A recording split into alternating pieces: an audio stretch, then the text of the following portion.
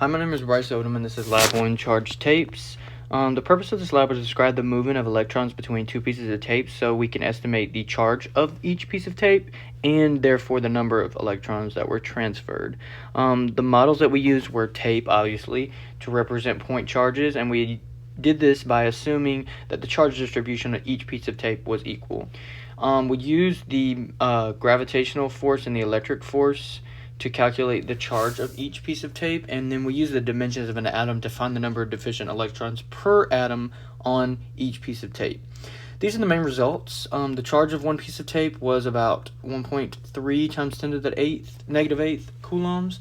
The deficiency of electrons on one piece of tape was about 8.03 times 10 to the 10th, and there are 4.8 about times 10 to the 6 atoms for every electron on one piece of tape.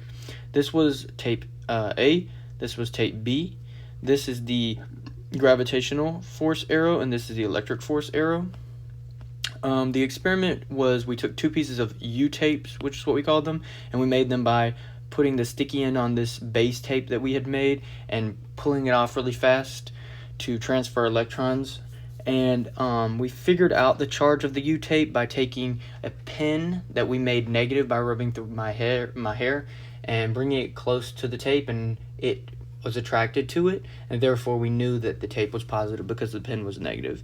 And then we checked to make sure that both the tapes were the same charge, so that way this part of the experiment would work, and they were.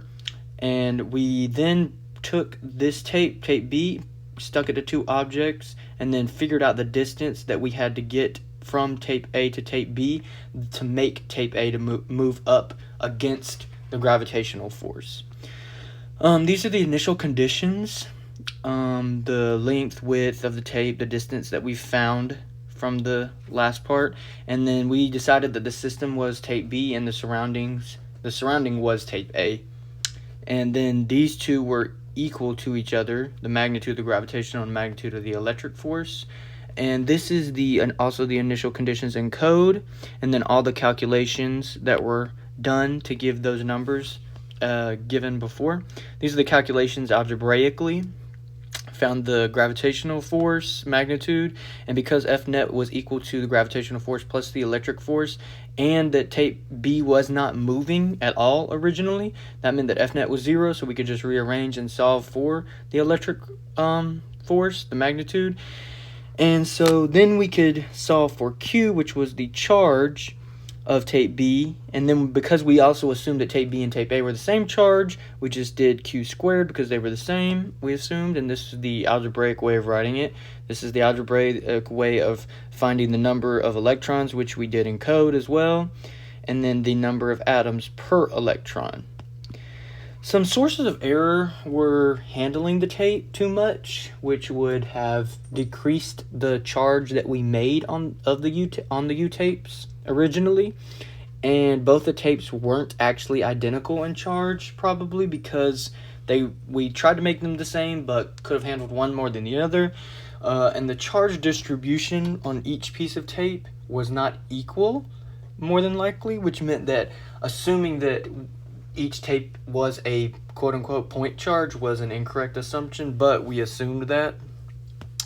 And then what if electrons had positive charge, protons had negative charge? Would this change observations that were made?